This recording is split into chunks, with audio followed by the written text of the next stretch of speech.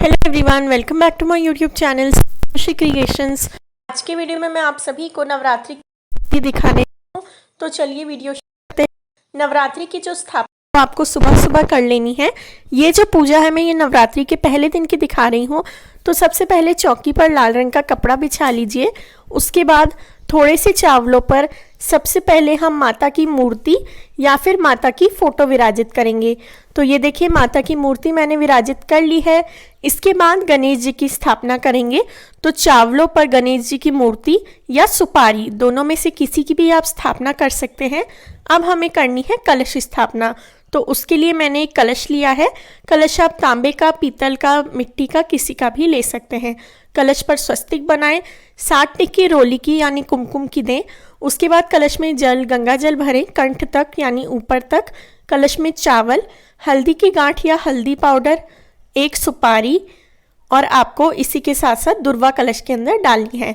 फिर हम 1 रुपए का सिक्का भी डालेंगे। तो मैंने 5 चीज़ें डाल दी हैं, आप चाहें तो सुपारी है। अब हमें पंच पल्लव यानी लेने हैं, आम के, अशोक के या पान के जो है। इस तरीके से 5 पत्ते लगाकर अब हम इस पर हमारा उस पर मोली बांध देंगे। तो 3 बार कलश के कंठ में आप मोली। अब जो है वो नारियल, आपको जो मुख है नारियल ऊपर की तरफ रख सकते हैं या है। तो मैं सर ऊपर की तरफ रखती हूँ, नारियल का जो मैं ऊपर की तरफ रखती हूँ। आप सामने, दोनों ही तरीके ठीक है, ये आप रख सकते हैं।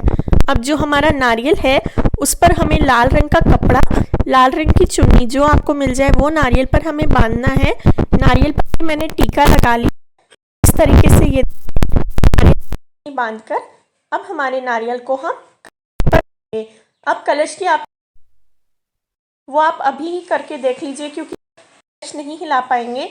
तो अगर कलश नारियल ठीक से सेट कर कलश को अपनी पूजा में विराजिए। तो थोड़े से चावल तो एकदम नाम मात्र के चावल आप नीचे कलश डालकर उसके ऊपर अपने कलश को विराजित कर दीजिए। तो अब जो स्थापना है वो पूरी हो गई है।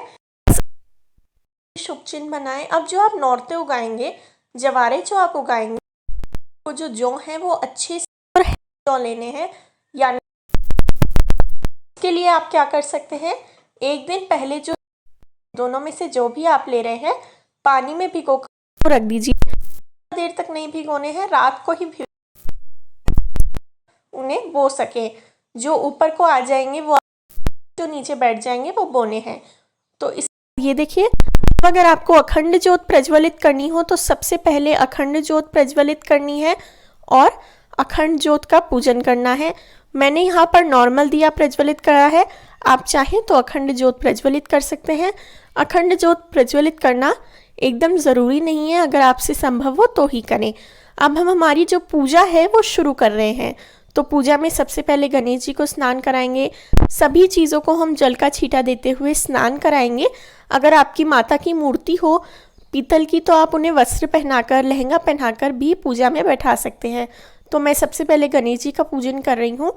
गणेश जी को चंदन, रोली, चावल, फूल, मोली, दुर्वा चढ़ाकर हम उनका पूजन करेंगे। अब हम कलश पूजन करेंगे।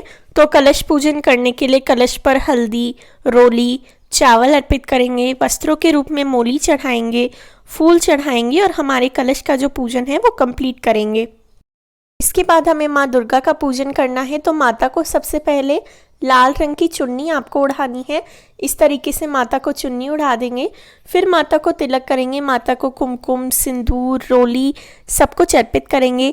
उनके शेर का भी तिलक करेंगे। आप चाहें तो माता के जितने भी शस्त्र उनके हाथ में हैं उनका भी आप पूजन कर सकते हैं।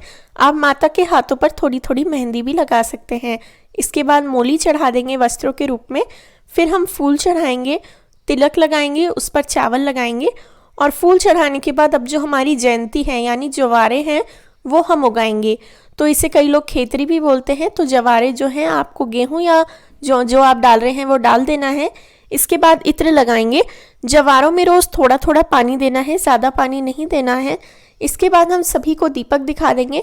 अखंड ज्योत अगर आपने जलाई है तो उसे 9 दिन तक नहीं उठाना है। अखंड ज्योत से आरती नहीं करनी है। नॉर्मल दीपक आपको अलग से जलाना है और उससे आरती होगी।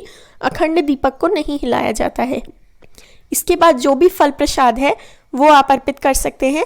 प्रसाद में कई लोगों का क्वेश्चन होता है रोज़ चढ़ाना है क्या? तो पहले दिन तो आप फल, मेवे, बताशे, लौंग ये सब चढ़ाएं ही। रोज़ आप जो है माता को जो प्रसाद चाहें वो प्रसाद अर्पित कर सकते हैं। मैं माता को रोज़ 2 फल और 2 बताशे अर्पित करती हूँ, उसी के साथ साथ 2 लौंग अर्पित करती हूँ। तो रोज़ जो प्रसाद आप अर्पित करना चाहें वो कर सकते हैं।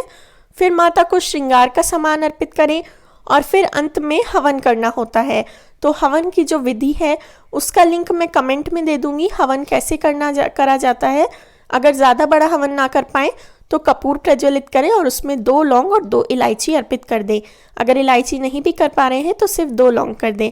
तो वीडियो अच्छा लगा हो तो मेरे चैनल को ज़रूर सब्सक्राइब करें और वीडियो को लाइक करें। Thank you.